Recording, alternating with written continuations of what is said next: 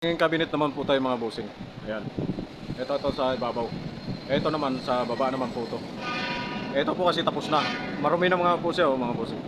Ito tatlong piraso na to tapos na po to mga boss. Ito na lang. Tsaka ito. So start po tayo dito sa baseboard niya po mga bossing.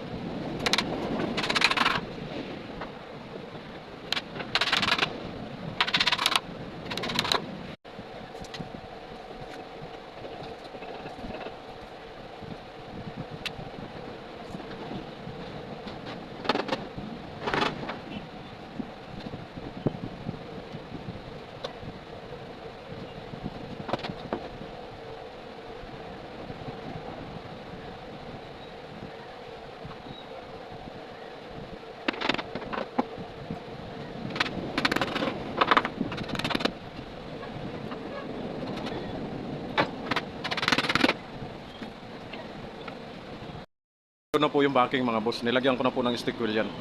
Pinutol ko na rin po yung pambacking.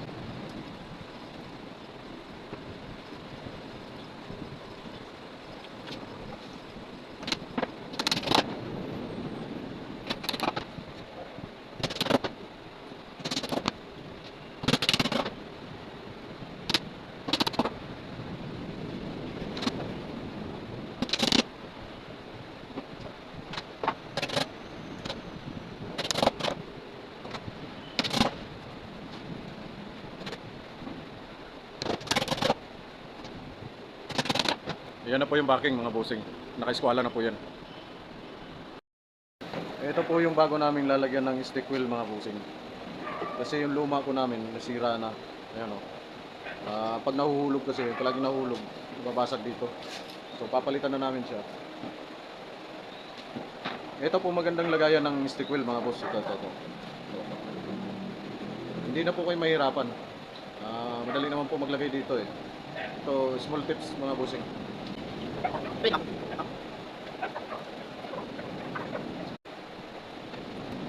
Pinuno ko na po mga bossing. Ang problema lang, pag sobrang dami, pag nalaglag, sira na naman. Kaya iingatan lang po mga boss. Mura lang naman po ito mga bossing eh. 45 lang daw isa nito. Yung parang panlagayan lang po ng mayonnaise o ketchup. Ganyan lang po mga boss. Kagandahan po kasi kapag mayroong ganito mga bossing.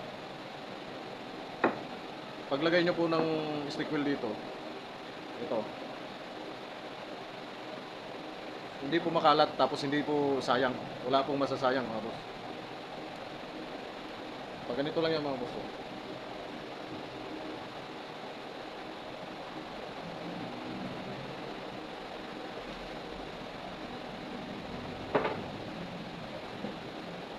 So ganyan lang po mga bossing, tingnan mo, malinis. Ganyan lang po. Kaya mas mainam po, meron po kayong ganito lagayan ng stick wheel. Meron pang sarduhan, yan mga boss. So yun lang po mga bossing. Konting tips lang sa lagayan ng stick wheel at paggamit na rin po ng stick wheel mga boss.